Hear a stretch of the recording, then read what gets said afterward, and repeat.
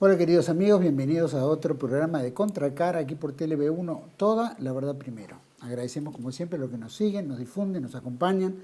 Gracias a todos los que colaboran con TLV1, agradecemos a todos los que lo hagan, no solo para este programa, sino para la programación en general que lleva adelante TLV1 y que tratamos, como siempre hacemos, llevarles a todos ustedes toda la verdad. Por eso requerimos también de la colaboración de todos ustedes.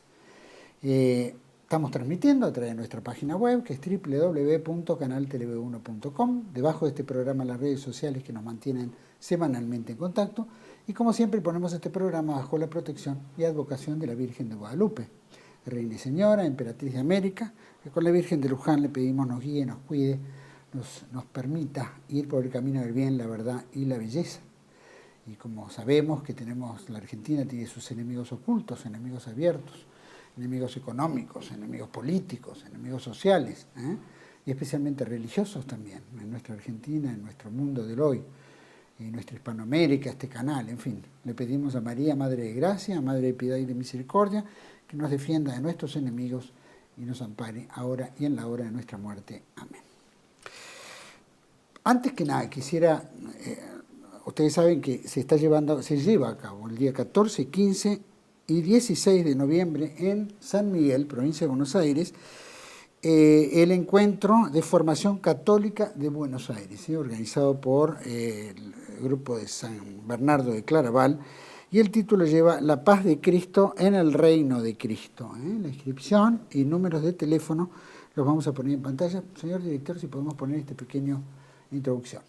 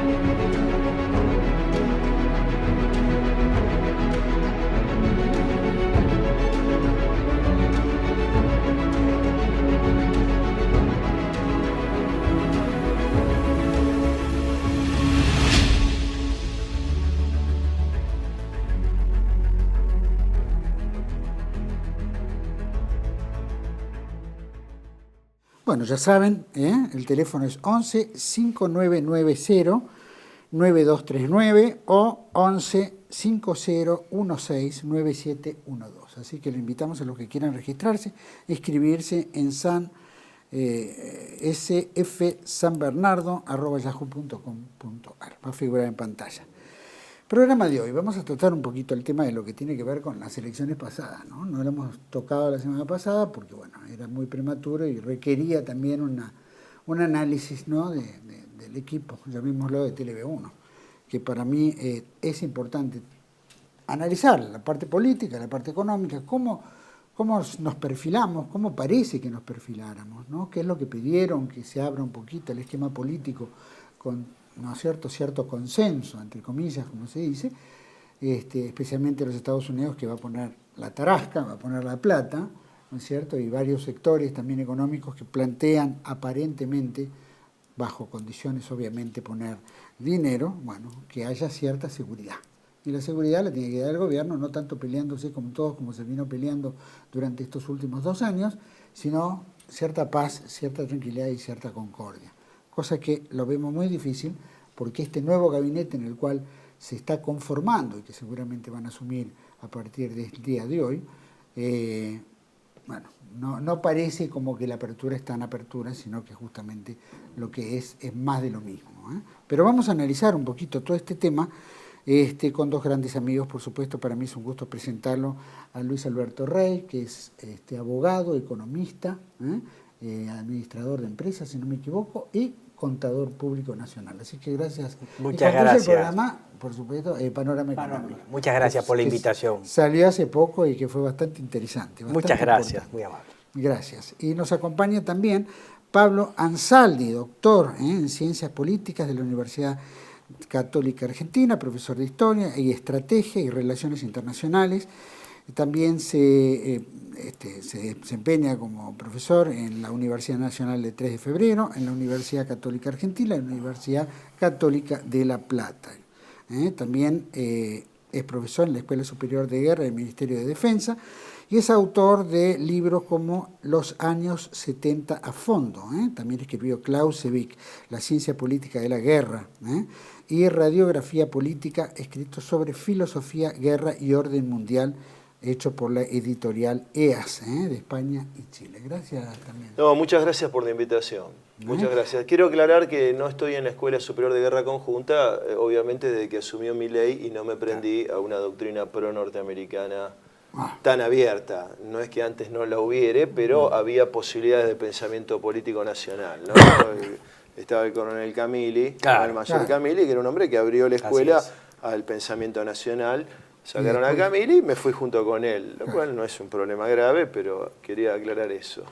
Y aparte, me estaba olvidando que conduce el programa Renacimiento Nacional con Hugo y otros compañeros también. Sí, Así que, bueno, gracias a los dos por estar, porque vale la pena por lo menos tener una perspectiva política y económica de lo que pasó en estas elecciones, primero y principal, y especialmente lo que se creen que se perfila hacia el futuro, ¿no? Entonces, la primera pregunta es, ¿qué pasó? ¿Qué pasó para que Milei tuviera un desempeño, ¿no? La Libertad Avanza tuviera un desempeño tan importante frente a una serie de críticas importantes como eran, ¿no es cierto?, los bajos salarios, el Garraham, los discapacitados, ¿no es cierto?, la falta de obras públicas, el tema Libra, el tema narco, ¿no es cierto?, de varios diputados, inclusive creo que la senadora que salió electa en Río Negro también la pescaron comprando, en fin. Y obviamente el que se quedó afuera, ¿no?, que es Esper, por un asedio directo por parte del Congreso, ¿no?, que pedía su expulsión. ¿Qué pasó? Bueno, evidentemente el candidato de la Libertad Avanza, Milei, y todo su equipo reflejan una cuestión, a mi criterio, más profunda, reflejan una propuesta de cambio muy grande en la sociedad argentina, que yo estimo que es negativo, que tiene todas estas características y muchas más. Es un país básicamente donde se piensa el desarrollo en minería, energía, vaca muerta, en pesca y algo en el agro, digamos, su estructura agrícola, ganadera, etcétera. Como decía vos, extractivo, ¿no? Extractivo, digamos. Extractivo. ¿No? Hay un plan, Milei nunca va a decir es un plan, pero hay un plan. Milei tiene una filosofía de base profunda. Yo tengo amigos que adhieren a esa filosofía, es decir, no es un tonto, ¿no? ¿Cuál es su filosofía? El anarcoliberalismo de Hayek, von Mises, Rothbard, etc. Tiene un plafón de pensamiento y engancha con una corriente mundial fuerte. Frente a eso, lo que hay es la nada. Porque el proyecto que encarna, bueno, Fuerza Patria, todo eso es una cosa completamente desvencijada, no es ningún proyecto, no representa ningún proyecto, es un salto al vacío. En todo caso, uno lo escucha, las diferencias son absolutamente mínimas, a nadie le interesa volver a los planes sociales como solución. Los planes sociales los pone Duhalde en la Argentina en un contexto de hipercrisis. Yo formé parte, digamos, por supuesto en líneas inferiores de ese gobierno, y ese era el criterio. Cuando la economía se desarrollase, los planes sociales van dejando de lado y el trabajo va absorbiendo. Bueno, hoy tenemos, de esos 4 millones de planes sociales, tenemos unos 18 millones de planes sociales, y tenemos además la transformación de la necesidad en virtud. El kirchnerismo no tiene un proyecto estratégico de desarrollo, 0, proyecto económico cero, no ofrece nada de futuro, ofrece pasado. Lo mismo ocurre con Kicillof también. Nosotros sabemos que lo de Milei también es pasado, sabemos que es extractivismo, pero él lo presenta de otro modo, engancha con toda una generación que no se siente representada ni contenida por un proyecto de vida consistente en cobrar un plan y hacer una empanadita con el cura de la esquina, más allá de las intenciones del cura, y entonces frente a la posibilidad de una caída ante la nada, decide votarlo. Distinto es el escenario del 2001, porque en el escenario del 2001 el doctor Duhalde, ahí lo atravesó una luz, digamos, generó una estrella fugaz, digamos, ¿no? Pero generó una alianza con un sector del empresariado nacional, de la Unión Industrial, con un sector de la Iglesia Católica y con un sector del gremialismo, y propuso un cambio de modelo, sobre la base de una devaluación, pero luego de una reorientación que fue, por supuesto, favorecida por altos precios de los commodities.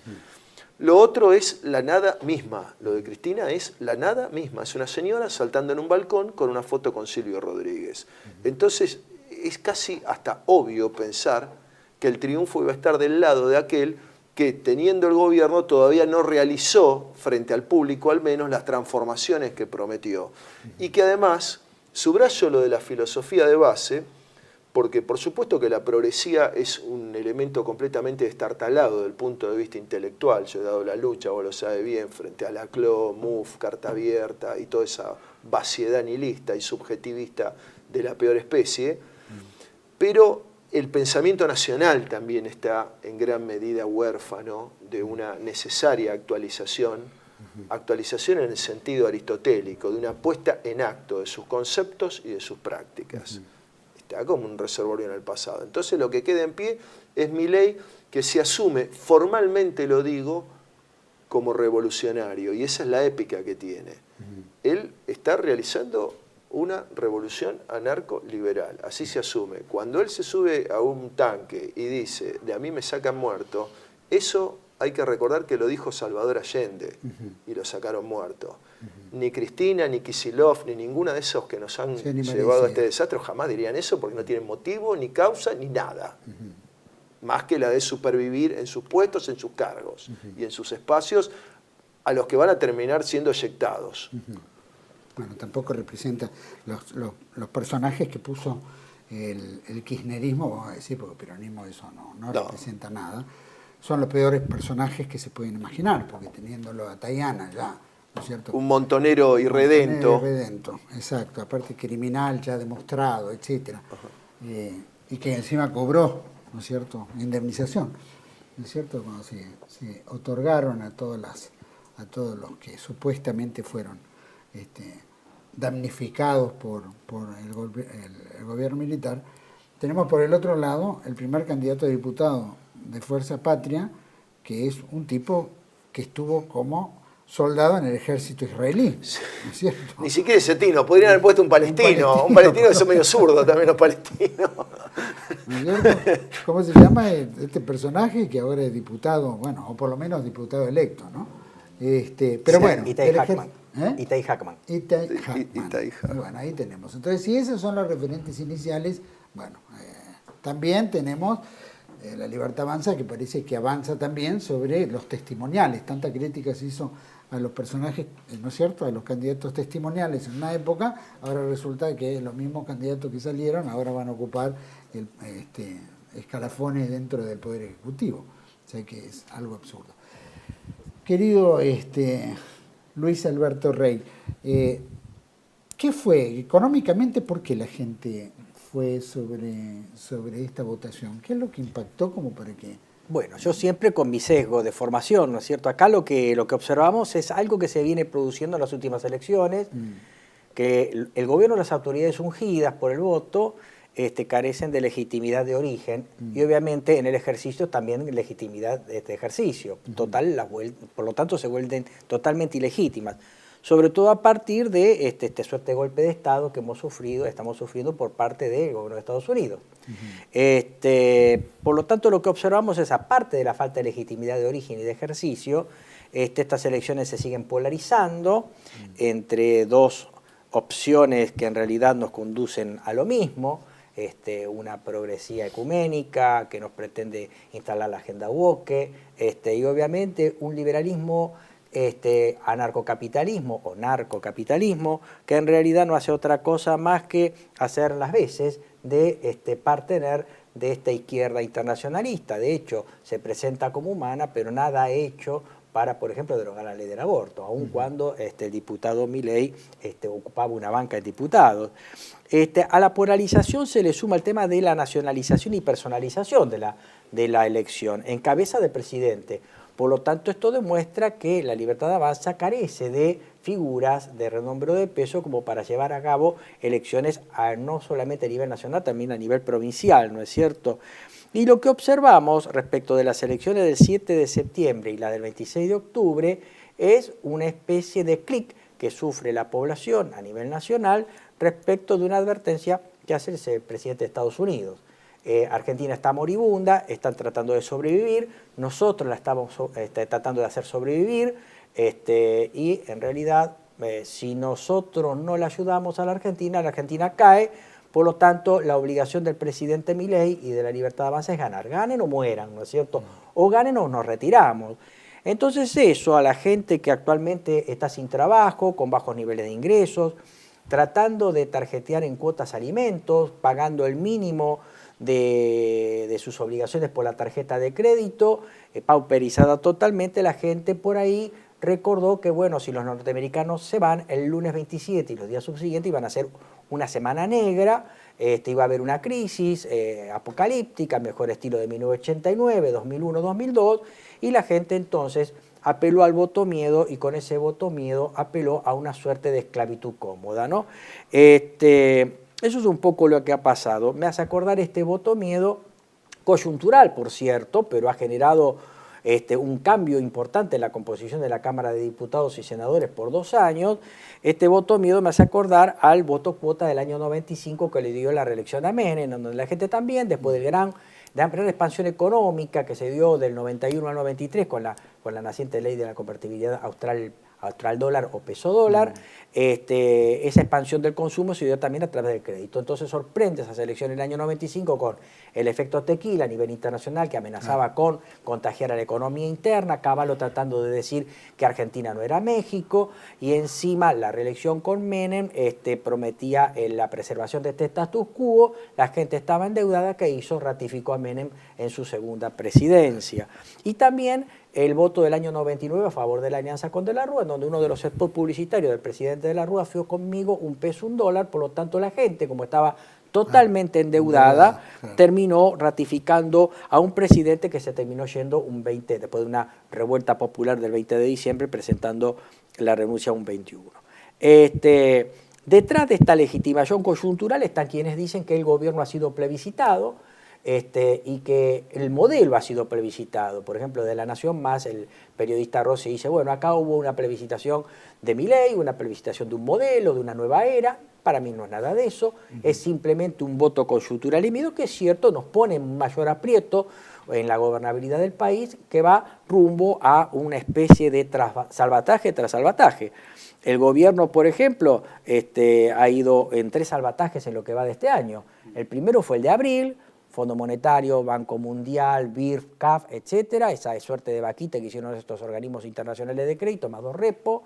El segundo salvataje en realidad fue autoestablecido por el gobierno, la retención cero al agro, que permitió el negocio de unas pocas grandes cerealeras. Y en tercer lugar, este salvataje que está dando Scott Bessent, el secretario del Tesoro. Y fuera de eso, lo que tenemos estratégicamente, como bien lo dice el licenciado, es un modelo que rememora al sistema de centro-periferia, de lo que hablaba Prebisch, el primer Prebisch, un centro industrial de valor agregado y una periferia, nuestro país, que está condenada a ser primario extractiva con productos de bajo valor agregado, basado en la pampa azul, la pesca, la tradicional pampa húmeda y el complejo minero extractivo, el petróleo, el gas, litio, cobre. Esto es un poco en síntesis en lo que prácticamente se nos abre a la vista de cara a la coyuntura que tenemos de acá a 2 años. Vos planteabas que Estados Unidos, obviamente, acá el que ganó es Trump o Besant, ¿no es cierto? Los que pusieron, los que van a poner la plata, que supuestamente todavía no han puesto nada, pero bueno, de hecho, las declaraciones posteriores, claro. las declaraciones posteriores de Trump y de la Cámara Argentino-Norteamericana fue la idea de que ganaron gracias a nosotros. Claro, o sea que le están pasando factura. Claro. ¿Y eso qué implica? Una mayor dependencia en todo aspecto. De la política económica norteamericana. Estados Unidos a favor, sobre todo en las elecciones, en las declaraciones del lunes 27, no solamente habla de poner pie en Argentina, sino en toda la región. Por lo tanto, Argentina para Estados Unidos, la administración Trump apunta como una especie de modelo a imitar, ¿no es cierto? Alíñense, los vamos a ayudar y bueno, vamos por los otros países que son hostiles a los intereses norteamericanos. Estamos hablando de Colombia, estamos hablando de Venezuela. Lo que pasa es que con Colombia y Venezuela la cuestión es mucho más actual, el hard power, ¿no es cierto? Le ponemos el portaaviones, amenazamos con invadir. Acá el tema es mucho más dócil porque nuestra élite gobernante es mucho más blanda y cipaya. Exactamente, ¿no es cierto? Y obviamente Estados Unidos va a tratar de tomar a Argentina como ese modelo, pero también tratar de desplazar geopolíticamente a inversiones que son hostiles a los intereses norteamericanos, especialmente China, Rusia o países que no son una especie de América para los americanos de nuevo, una versión del siglo XXI de este milenio, ¿no es cierto?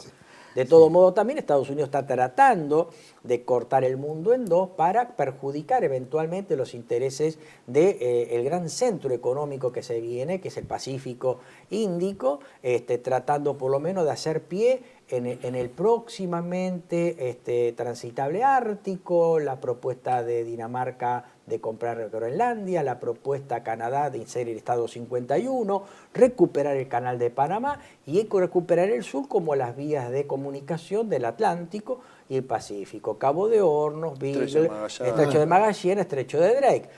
Porque en realidad lo que se viene desde el punto de vista geopolítico es que el centro internacional no va a estar ya tanto en el Atlántico, sino va a estar en el Pacífico, con los grandes países que se vienen, China, India, Indonesia y obviamente Rusia, ¿no? Por eso están haciendo también en Brasil con China ese ferrocarril que va, ¿no es cierto?, desde el Atlántico al Pacífico. Los canales alternativos terrestres, se hablaba ¿Qué va a pasar por acá? Se hablaba del canal de Nicaragua. El canal de Nicaragua, exactamente. También un canal ferroviario a lo largo de Colombia para que comunicara los dos océanos. El océano político de Fraunhofer. El Belgrano Cargas también acá. Ya está en movimiento hace bastante tiempo, ¿no?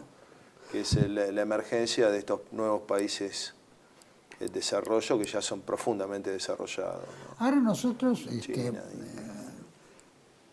no hemos sido proamericanos, históricamente, ¿no es cierto? Entonces, ¿qué implicaría ahora esto que es, obviamente, económicamente nos subordina a los Estados Unidos, al tesoro norteamericano, sin duda?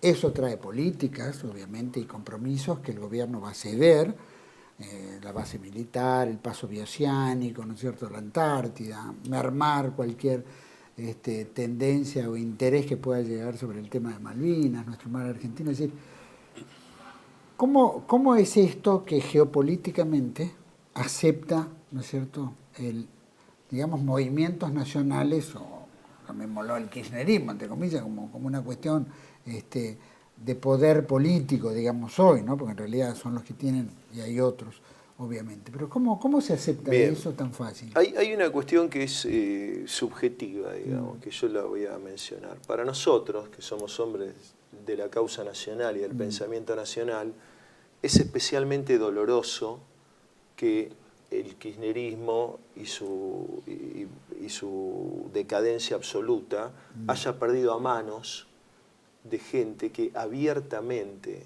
es pro-norteamericana, es anti-Malvinas, pro-Israel, pro-británica, de gente explícitamente antinacional. Eso sé que es doloroso porque además se da en el nivel sub-35 sobre todo, pero también en otros, ¿no? Porque implica un cierto quiebre en la historia del pensamiento y de la conciencia nacional que vos estás marcando, que arranca incluso con los discursos de Sáenz Peña, frente a la Unión Panamericana, bueno, que tiene una larga trayectoria por Irigoyen, en el peronismo fue escuela, etc. El tema es, a mi criterio, ¿no?, que el kirchnerismo ha preparado espiritualmente el terreno porque en rigor también ha sido pro-norteamericano, pero de otro modo, de un modo más sutil. Ha sido una expresión local de la izquierda, digo izquierda por léxico al uso, ¿no? De la socialdemocracia o del Partido Demócrata, de la onda Hillary Clinton, de toda esa onda ha expresado. Y ha preparado ese terreno. En consecuencia, bueno, ahora tenemos el bandazo, ¿no? Como en Puana había un letrero, decía, sigan hablando con que se viene Milei, decía. Porque además se configuró como una secta. Ni siquiera estudiaron Stalin, que tiene un trabajo sobre lingüística donde dice que no se puede imponer el lenguaje como superestructura desde arriba. Son tan burros, los progres son burros, hay que decirlo. Y por supuesto que la clase trabajadora argentina, por poner una cosa, digamos, un nombre genérico de un espacio muy amplio y que de ningún modo puede ser subsumido en el sindicalismo, que es un 25% de eso, ha desprendido ya su relación histórica con el peronismo desde hace muchos años y le ha dado paso a esto. Ahora, por supuesto que esto va a significar una profundidad, ya lo es. Estados Unidos está manejando la política económica argentina, vino este desembarco de JP JP Morgan, como le dicen. Que coincidentemente justo un día antes de las elecciones. Antes de las elecciones, fue una señal en el Teatro Colón. Sí. Bueno, por supuesto, si vos vas a los institutos militares pasa lo mismo. Parecería que los militares, si le duplican el sueldo, estarían dispuestos a vender tickets en Disneylandia. Hay un fin de toda la línea nacional. Si hay alguno muy guardado. Y ni hablemos en el espacio político. La responsabilidad está en la defección en el ámbito intelectual y político. Ahí es donde no está el pensamiento nacional. Creo yo, modestamente, que eso en profundidad desde el año 76 ocurre. Lo que quedaron fueron elementos, ¿no? Pero del año 76 estamos boyando en un camino que además nosotros lo podemos verificar en sus resultados empíricos. Yo nací en el año 72, en una sociedad industrial, donde estudiaba en el colegio latín, en un colegio público, estudiaba latín, ¿no? Donde todos los niños, los pobres, los ricos, no voy a idealizar el pasado, pero había lo que ahora se llama cohesión social, integración social, no voy a decir ni siquiera justicia social, pero todo eso está deshecho, la progresía baila su fiesta por acá, el pueblo vive su vida por acá, los jóvenes quizá tienen la alternativa de trabajar en un supermercado chino o en un Rappi o ser streaming. Entonces, toda esa fragmentación evidentemente ha sido una masa disponible para decirle que no al pasado encarnado por Cristina. Estuvieron 20 años, hay que decirlo, más o menos 3 presidencias, ¿verdad? 3 presidencias, que no a todo eso, y eso es un no que no se da solamente este domingo. Es progresivo, porque Fuerza Patria, heredera, vamos a decir así, del peronismo, se presentó en 14 provincias. Y no es menor, la fragmentación, la municipalización y la provincialización es la antesala de la disolución, que es lo que le pasó al radicalismo. Porque hay algunos análisis que dicen, no, esta provincialización es relativa, después no sé qué. Cuidado, la provincialización es lo que le pasó al radicalismo, es una provincialización definitiva que anticipa a su disolución. El radicalismo desapareció, es una de las novedades de esta elección. La coalición cívica también. 0 votos en provincia de Buenos Aires. Los 4 diputados que puso en juego coalición cívica se los comió la Libertad Avanza, la Unión Cívica Radical y el mismo PRO, que terminó siendo un partido municipal, ¿no? Sí, el PRO todavía tiene, aparentemente tendría como un algo, ¿no? Que es Macri, sus contactos, sus vínculos y demás. Quedan muy poquitos. Pero todo lo que hay es antinacional, es esta onda. Bueno, la tarea son las tareas y no se permutan, como decía un viejo compañero. Bueno, lo que decías, en el plan o por lo menos la desintegración educativa, formativa, etcétera.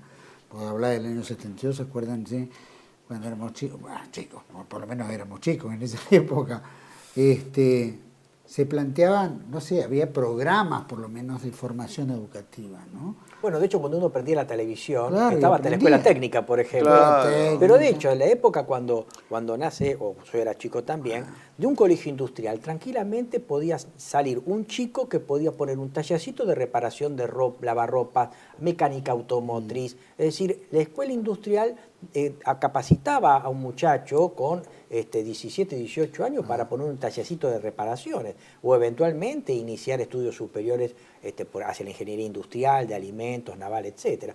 Hoy en día los chicos que salen de los secundarios prácticamente no comprenden texto y prácticamente no saben redactar, no saben expresarse No, por es escrito un ni en forma desastre. oral, ¿no? Incluyendo programas como DOL Pregunta, acordate que por lo menos estimulaba, Claro. ¿no es cierto? La Justa del Saber. La Justa del Saber, tantos que eran prendas, ¿no es cierto?, interesantes. Y hoy ves programas que la verdad son Telebasura. lamentables, Claro, ¿no? Pasa Y que hubo forman parte de la... tres oleadas de destrucción del tejido social que está ligado al tejido industrial. Yo no creo mucho en esto, es decir, creo como vos en que hay economía política, digamos, ¿no? Y no propiamente economía. Que la economía sola es como una ideología o un instrumento metodológico de estudio, digamos. Y hubo tres grandes oleadas. Una primera fue el endeudamiento externo y la gran apertura de Martínez de Oz del proceso militar, que fue nefasto. Luego la gran crisis del 89. Todas esas van dejando gente fuera del circuito laboral, ¿no? Luego el menemismo, que gobernó con 15% de desocupados oficialmente. La crisis del 2001, ya estoy sumando una cuarta.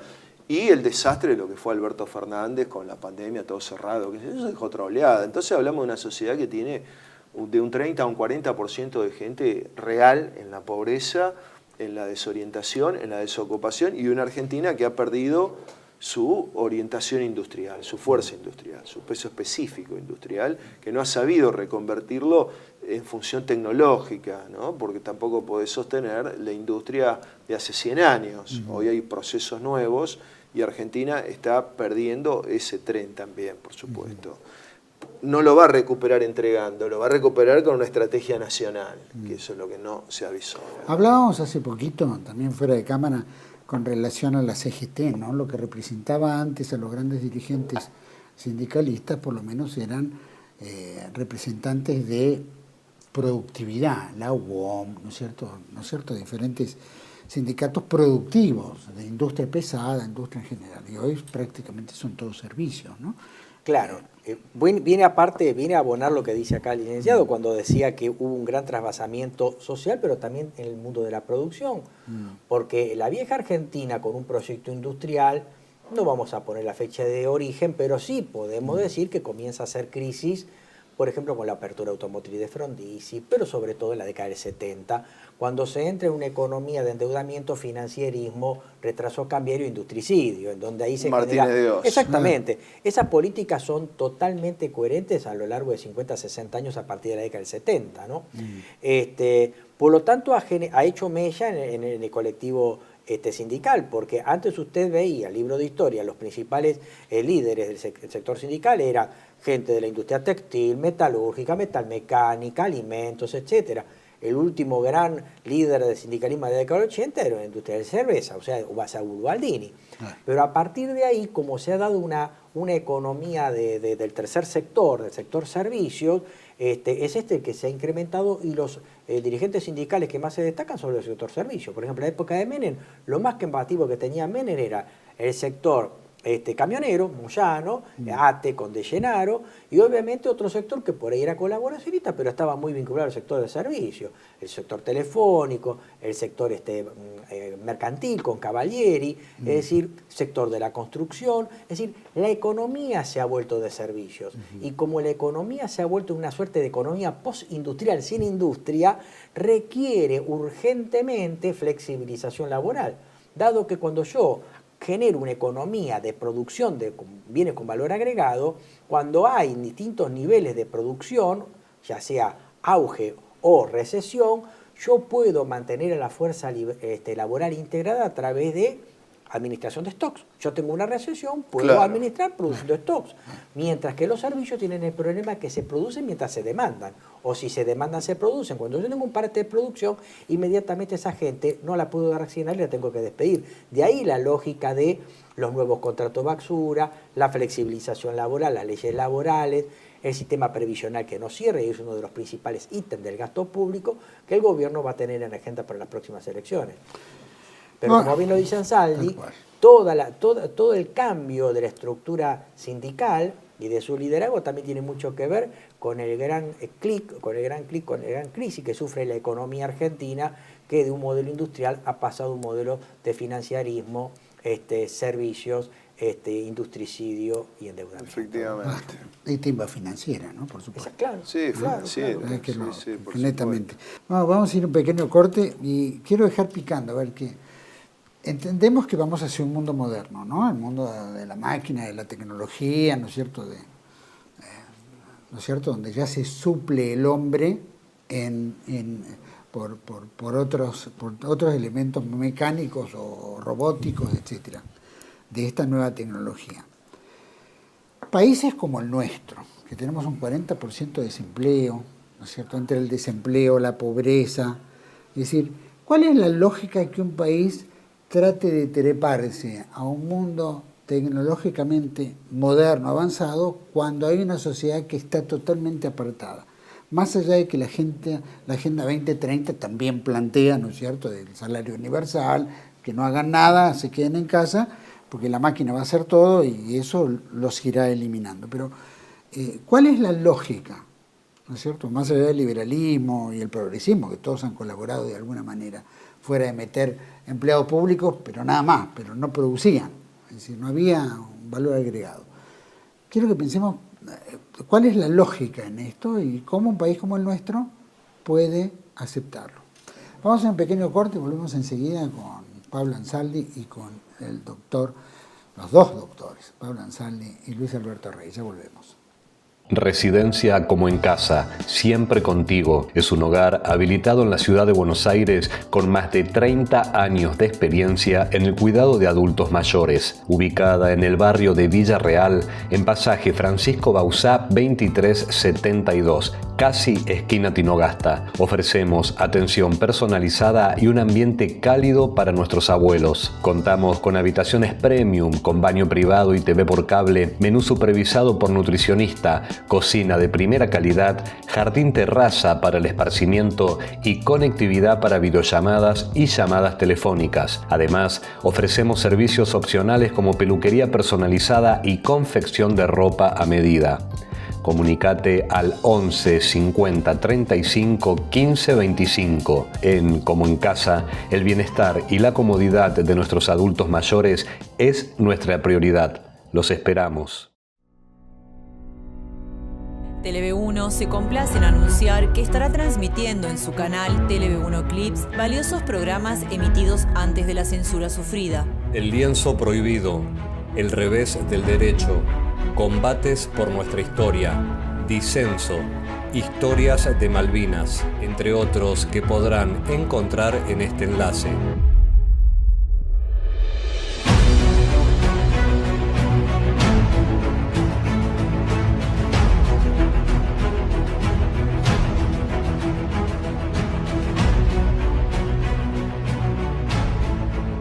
Agradecemos su aprovechamiento y difusión. Bienvenidos a CEPA, Centro de Estudios del Pensamiento Americano. Nuevo sitio web de cursos de formación en política, filosofía, historia, literatura, geopolítica, religión, psicología y más.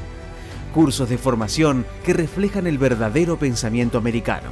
Lo invitamos a elegir el curso de su agrado ingresando en www.cepa.la.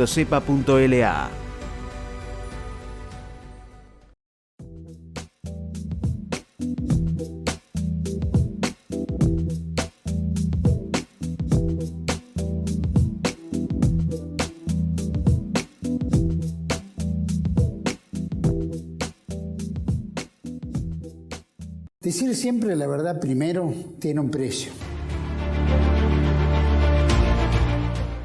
Dependemos de tu ayuda. TLV1, toda la verdad primero.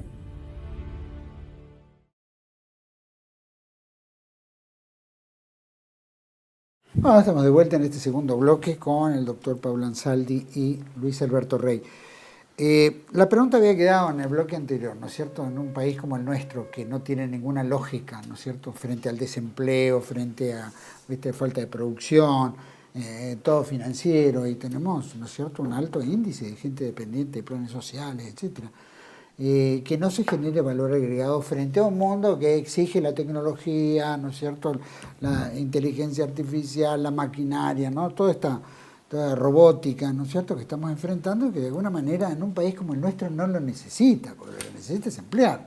No importa si sale más rápido o menos rápido el producto, lo importante es que se haga, ¿no?, y que emplea gente, que es lo que da la dignidad del trabajo. Entonces, ¿cómo es lógico, cómo entra en la lógica, más allá de pensar, ¿no es cierto?, que el modernismo, tenemos que subirnos al camión, ¿no?, a la onda modernista de lo que es la tecnología futura, cuando en realidad para nosotros es relativo? Bueno, hay un principio económico que es que si una industria o un país tiene una tasa de productividad del trabajo, es decir, la relación hora-hombre-producto, más baja que la media mundial, Sí. tiende a entrar en decadencia esa estructura o esa empresa económica. En ese sentido, considero fundamental que la Argentina invierta en desarrollo tecnológico y haga todo lo posible. Nosotros con un compañero muy querido, Gustavo Bagú, habíamos pensado incluso en un acuerdo con Alemania en torno a la energía nuclear, por ejemplo, ¿no?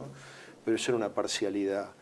Yo creo que es absolutamente fundamental que la Argentina entre en la revolución tecnológica, y eso no impide dar empleo, al contrario, podría generar empleo. Por ejemplo, Japón entra en la Mesopotamia argentina, entre Ríos, Corrientes y Misiones. Además, hay cosas que se pueden desacoplar. El viejo modelo de la industrialización hacía que la gente fuera del campo a la ciudad, ¿no? Los años 30, 40, bueno, la emergencia del primer peronismo tiene algo que ver con eso. Y en los últimos años el asesinato del ferrocarril que anticipó Frondizi, pero que hizo Menem, ¿no?, llevó, digamos, a la extinción de esos pueblos. Hoy todas esas áreas deberían ser focalizadas como áreas potenciales de desarrollo. Y hay posibilidades. La Argentina tiene unos 100.000 programadores, ¿no?, podría tener más. No estoy diciendo que el país tiene que ser un país de programadores, pues, por supuesto que hay tecnologías extensivas, hay fuerzas de trabajo extensivas, ramas de la industria que son extensivas, que aplican mucha mano de obra y otras no tanto. Pero vos tenés la soja, por ejemplo, que es una exportación estratégica de la Argentina, emplea en términos directos nada más que 30.000 personas, es muy poco. Y no se podría hacer, digamos, en la dimensión. ¿Y el nivel negocio cuánto es? ¿El nivel negocio? No, es muy grande, es uno de los principales focos, ahora no tengo los números, pero, bueno, de exportación del país, vos le quitas la exportación. A ver, la soja explica... Agroganadero, lo nuestro, ¿no? La soja explica el proceso a través del cual el kirchnerismo generó una serie de planes sociales para todo el mundo, porque debo recordar, cosa que yo estoy de acuerdo con la estatización de la FJP, que lo primero que se hizo fue pagarle al Fondo Monetario Internacional, cosa que no estoy nada de acuerdo. Se le pagó con esa... Y encima... Aparte de ser un gran negocio para las FJP y los bancos. Además se hizo el nombre desendeudamiento, como si fuéramos, ¿no?, unos tontos, se le garpó. Pero bueno, hay que buscar los mecanismos, y parte de la falencia del pensamiento nacional es no saber articular cómo la Argentina se desarrolla desde el punto de vista científico-tecnológico, que es una senda, debo decirlo, en la que el general Perón insistió tanto y por el que ahora se lo acusa de haber traído alemanes y no sé qué, ¿no? No podemos tener la tecnología que tuvimos. Exacto. Al mismo tiempo que se desarrollan otras fuentes de empleo que no sean no productivas, que sean productivas y que sean sobre todo para el mercado local. Ese nivel de desacoplamiento es lo que hay que tratar de lograr. Hay países que lo han logrado, por ejemplo el caso de China. Bueno, yo no digo que haya que imitar eso, pero hay que estudiar las experiencias. En la necesidad del pensamiento nacional de relanzarse estratégicamente, hay que estudiar las experiencias de muchos países, para bien o para mal, y tomar lo que sirva, lo que no, y por supuesto siempre expresarlo en las formas concretas de nuestra realidad argentina. En este tema de las inversiones, Luis, no debería ser una exigencia que es como hace Brasil, ¿no?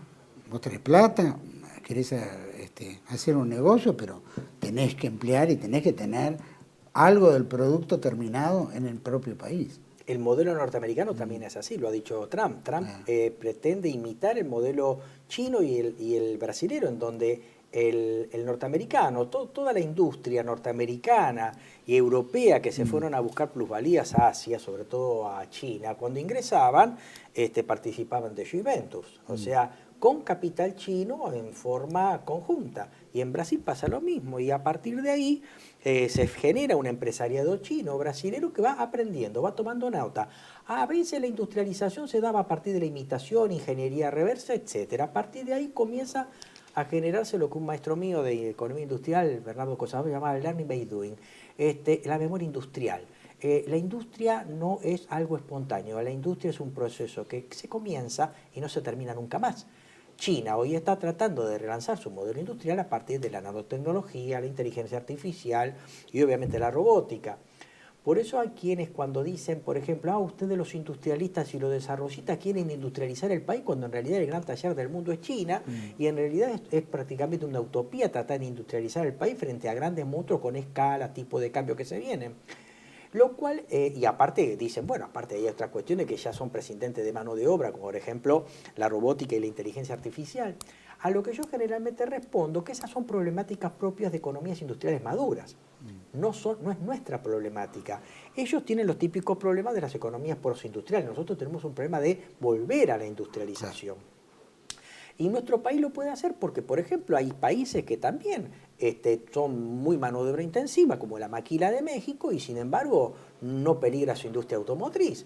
Estados Unidos, con Trump, está tratando de reindustrializar Estados Unidos, está tratando de que vuelvan las empresas norteamericanas a Estados Unidos. O sea, tan locos nosotros no estamos en este cono sur, ¿verdad?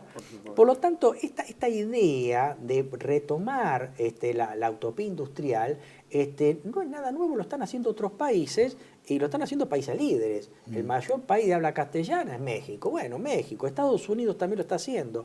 Por lo tanto, nosotros nos vamos a encontrar con una problemática de industrialización que vamos a tener 30 o 40 años con esta problemática de tratar de generar cadenas de valor, los problemas típicos de problemas de embudo, de atascamiento, que en su momento lo desarrolló en su momento Marcelo Diamond, ese tipo de problemática. Y después sí vendrá el tema de las tecnologías que ahorran mano de obra y etcétera, etcétera.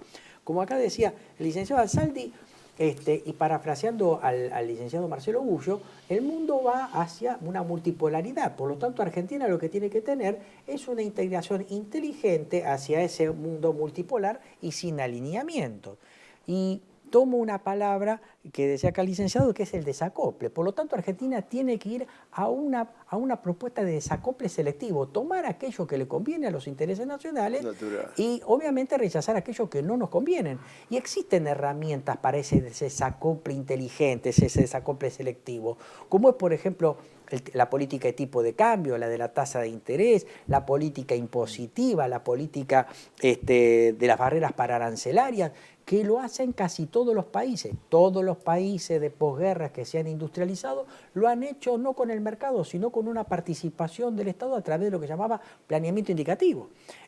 Son los modelos asiáticos, es el modelo de Brasil, es el modelo de China, es el modelo europeo también, ¿no es cierto? Que se nos han tratado de vender, por ejemplo, a nosotros a través de los libros de Udeva, que Alemania se desarrolló a partir de la economía social del mercado, cuando hay un Estado fuertemente interventor, y el campo europeo sostenido completamente. El campo por la PAC, ¿no es cierto? Francés, exactamente. Español, por favor. Entonces, sacarnos esa idea de que el liberalismo es una escuela de desarrollo económico, cuando antes bien es un verdadero discurso para el desarrollo del subdesarrollo de los países. Eso es lo que veía yo, ¿no? Porque si Estados Unidos entra en un grado de proteccionismo, como actualmente lo es, ¿no? Inclusive poniendo las tarifas, etcétera, para beneficiar a sus empresas, etcétera, su producción, pero fomenta ese liberalismo de libre mercado con otros. El patear la escalera, como ¿no es decía cierto? Liszt. Claro. Claro, y sobre Yo me nosotros- desarrollo, pero para que yo me Sí. desarrolle industrialmente Bueno. necesito que el mundo me compre mi manufactura. Por lo tanto, el discurso es el liberalismo, pero yo no lo tengo de fronteras para adentro. ¿no? Bueno, y eso es lo Totalmente que de acuerdo. Y eso es lo que toma el gobierno argentino, ¿no? La entrega absoluta, es decir, bajarse los pantalones de alguna manera en muchos aspectos, simplemente por cumplir o subordinarse a la política norteamericana. Sí, que al final de además cuentas, como con decís, un proyecto, ojo, Neuquén en unos años va a empardar a la provincia de Mendoza, es decir, Neuquén es una fuente hoy de generación de trabajo y demás, con pero Vaca hay un gran desempleo, Muerta. hay un gran desempleo. Sí, pero hay creciente empleo también, ojo, es decir, son las provincias que más ha crecido en su Producto Bruto Interno, ¿no? Y ¿Eso debido al petróleo? ¿No? eso lo que marcha es a una sociedad, como ya está, a consolidar, debido al gas y obviamente de Vaca Muerta, ¿no? Y eso es lo que marcha es a una sociedad absolutamente dual, Sí, como sí, se decía en coincido sociología, totalmente. donde vos tenés enclaves, Sí. donde hay salarios muy altos, como los salarios de los petroleros, por ejemplo, de Vaca Muerta, muy altos, ¿no? Y tenés una masa de marginados enorme viviendo en los conurbanos de la pobreza, como decía Jorge Rubli. Entonces, insisto, estoy absolutamente de acuerdo con Luis en la necesidad de pensar un proyecto estratégico para todos los argentinos, que incluya, por supuesto, el desarrollo industrial, porque acá también hay una cosa que es clave. La industria nace del industrialismo, de una idea, de un concepto Exactamente. industrialista, de Saint-Simon, de Liszt, Exactamente. etc. Por ejemplo, en el Federalista es Hamilton, el gran industrial, el Federalista, el libro estadounidense, ¿no? Hamilton, el gran industrialista. Aquí, por supuesto, nació del proceso de sustitución de importaciones, pero estaba el grupo de la Nueva Argentina, Alejandro Bunge, del que parte Gómez Morales, algunos economistas peronistas, el mismo Pinedo es el abuelo de este, no este. Es decir, había una concepción industrialista. Es muy importante retomar esa concepción industrialista. Y los sectores extractivistas son los que manejan la política. Fíjate cuando decimos, no, porque el PJ, los senadores, la Corpachi y tal, votaron el RIGI. Claro, porque ellos están dependiendo de la minería. ¿De dónde procede Kirchner? Kirchner procede de la pesca y del petróleo, no procede de la industria. Es decir, tiene una concepción rentística de la política. Ahí desbaratamos una gran mentira que instaló este gobierno, de que ahí existe una casta política. No existe una casta política. La casta política son CEOs, representantes de esos intereses. Hay que ver quiénes están detrás de la casta política. Por supuesto. Sobre todo están tanto las finanzas, y en algunos casos el caso de Massa, digamos, de dinero sucio, muy sucio, el caso de Milei también hay dinero sucio, pero están las grandes compañías mundiales neomercantilistas, digamos, que van por los recursos naturales. O sea, vamos rumbo, si esto no genera un volantazo, un giro copernicano, hacia una nueva etapa de enfermedad holandesa, de Dutch-Ces, o sea, exacto, de sectores en clave, en este caso la Pampa Húmeda, la Pampa Azul y el complejo minero artístico del cobre, el litio, gas, petróleo. Y se acabó el tema, no hay valor agregado. Es un modelo para 6 millones de habitantes, sobran 40. Exacto. Sobran 40. Por lo tanto, nos vamos a transformar no solamente en exportadores de estos productos y manufacturar, sino también exportadores de una pobreza estructural, porque nuestros hijos no se van a poder desarrollar en un país que no requiere mano de obra ni siquiera calificada. Exacto. O sea, vamos a transformar a nuestros hijos o nietos en un tercio lumpenaje que va a tratar de sobrevivir mal alimentado. Pero vos fíjate que uno que va a estar totalmente precarizado trabajando acá y el otro exportarlo con la doble ciudadanía, generando una suerte de transhumante sin patria. La Argentina está en invierno demográfico. Digamos, uno puede ver el aborto, por supuesto, de 3 dimensiones. La científica, que es la que lo miraba nuestro querido amigo Silvio Maresca, que era ateo, lo veía como un crimen desde el punto de vista... Mi maestro Raúl Ciarreta, que era marxista, maestro en filosofía, era marxista, también lo miraba como un crimen, no lo miraba desde el punto de vista... Lo podés ver también desde el complemento religioso o de la visión religiosa, y lo podés ver también desde la dimensión demográfica. Argentina, Chile, Colombia y Cuba se encuentran en invierno demográfico. Y se jacta el gobierno de Kicillof de haber realizado 400.000 abortos. ¿Está bien? Con esta educación infame, que es una educación para reproducir la pobreza. la escuela históricamente en la Argentina, lo que yo quería marcar, era un motor que navegaba contra marea, de algún modo le daba instrumentos a los jóvenes para progresar, en el caso de los colegios industriales. Marco el tema del latín porque mucho verbo, mucha declinación ordena la mente, sí, y sobre todo hace las veces de meña, de muro frente a la pavada, sí, y la progresía. Las reglas ortográficas también. Por supuesto. Y las tablas de multiplicar también. Y las tablas, etc. Las tierras raras justamente se encuentran en una parte de otra tabla, la de Mendeleev, ¿no? Tiene unos nombres extraños. Claro, ¿viste? claro. Ahora, todo eso lo han destruido alegremente. Entonces, acá hay que repensar la Argentina, repensar un proyecto nacional, porque está fuera del escenario. La gente votó Milei. Yo sé que es doloroso que vote a un tipo que alegremente dice que las Malvinas, no sé qué, no va a ser Argentina, no les importa, entrega todo. Pero lo otro, lo que tenía enfrente, no solo está estancado electoralmente, acá tenía unos números, desde hace 10 años está estancado, sino que además está estancado electoralmente y está en crisis por repartos de poder entre uno y otro, porque está en una decadencia, no tiene ya una visión estratégica. No hay nada. Primero nunca lo fue como proyecto nacional, fue siempre socialdemócrata, digamos. Uno no puede decir esta boca es mía, pero no tiene visión estratégica. Y entonces Milei ha competido casi contra nadie desde el punto de vista estratégico. Y eso se vio también en la campaña electoral en la provincia de Buenos Aires. Tayana ni figuró, Tayana no hizo campaña, digamos. Pero nuestro problema, quiero decirle, creo yo, a la gente, a los televidentes de tu canal, que suelen ser del campo nacional, con distintas variantes, es reintroducir el pensamiento nacional en el siglo XXI y mostrar cómo eso es viable, primero de una plataforma de ideas, luego de la construcción de una fuerza política. Nunca desde una fuerza electoral, antes que las ideas y antes que la política. Esa es la trampa del régimen. Ahora, yendo a lo económico, obviamente va a venir, o se supone que va a venir, tanto dinero del Fondo Monetario, el Banco Mundial, Banco del Tesoro norteamericano.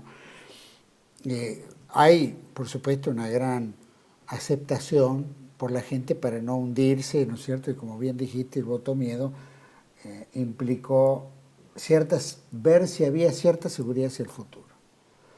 El hecho de mantener baja la inflación, un dólar estable, que bueno, es una timba, ya lo sabemos cómo es, hasta los economistas más conservadores dicen que es una locura gastar tanta plata, mantener un dólar bajo, especialmente todo lo que dilapidaron ya, ¿no? Entonces, pregunto, ¿ese dinero que viene sirve para algo en la reconstrucción del país o es solamente, como bien decían ustedes, es pagarle a los amigos del poder o amigos de Bessent o amigos de los Estados Unidos, o como hace el Fondo Monetario que te presta plata solamente para pagar al acreedor? Me voy a poner en la cabeza del gobierno. Ya nos pasó con Macri, ¿no? Pero el mapa que tiene el gobierno me parece que es este. Aguantemos con este tipo de cambio retrasado, con este bienestar pasajero que genera un tipo de cambio bajo, la gente puede irse a comprar celulares al exterior, el año que viene está el Mundial, no es poca cosa, irse al exterior, comprar productos extranjeros, comprar automóviles desde el exterior, aún los usados, ropas aún usadas, esa suerte de caramelo pretende ser empardado con la gran trampa a la que puede caer el país, y espero que no ocurra, que esa trampa está a partir del año 2029, que es la consolidación del ingreso de divisa del sector minero energético. Ahí tenemos la enfermedad holandesa. Si logra este gobierno empardar este proceso de endeudamiento con las divisas que van a entrar del complejo mineral minero, estamos fritos. Porque directamente el electorado va a tratar de convalidar con su voto este modelo, ¿no es cierto? ¿Y a qué nos conduce? Bueno, al país que estábamos diciendo con anterioridad. un enclave primario extractivo, la pampa húmeda, la pampa azul, una economía de servicios precarizados, obviamente con bajo nivel de remuneración por la baja productividad marginal del trabajo en estos sectores, y una economía donde va a sobrar gente, va a ser expulsiva de pobreza estructural, y bueno, por eso probablemente lo tenemos 40 o 50 años. Ahora, el tema, ¿cómo lo calzamos financieramente? Yo lo que veo que esta gran ola de endeudamiento que está teniendo nuestro país durante toda esta gestión, en parte va a terminar empardado con los ingresos que vengan de divisas del complejo primario extractivo. Es más, hasta parecería, por ahí no crea en las conspiraciones, pero todos los hechos apuntan a que existe una suerte de conspiración en el sentido de que el país está siendo fuertemente endeudado para claudicar en determinadas concesiones, claro, producto de generar capacidad de pago a partir del año 2020-2029 para poder pagar o reestructurar deuda de cara al futuro.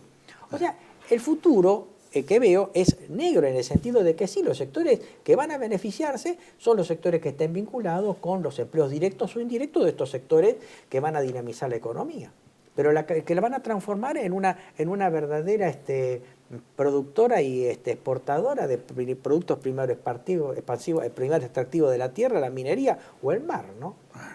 Y el resto, frula, reggaetón y aborto para todos. Son los 3/3 de nuestros jóvenes. Lúmpenes, precarizados trabajando dentro de este sistema o directamente expulsados como transhumantes con doble o triple ciudadanía. Efectivamente. Claro. ¿Y vos cómo crees que la CGT va a tomar todo esto? Porque en el fondo estamos viendo un silencio absoluto. Viene la reforma, esperando, ¿no es cierto?, asumir ahora el 10 de diciembre con su nuevo staff en el Congreso. ¿Cómo ves la CGT? Hay un silencio de radio, bueno, hay y que se conforman con migajas, ¿no? Hay que ponerla objetivamente.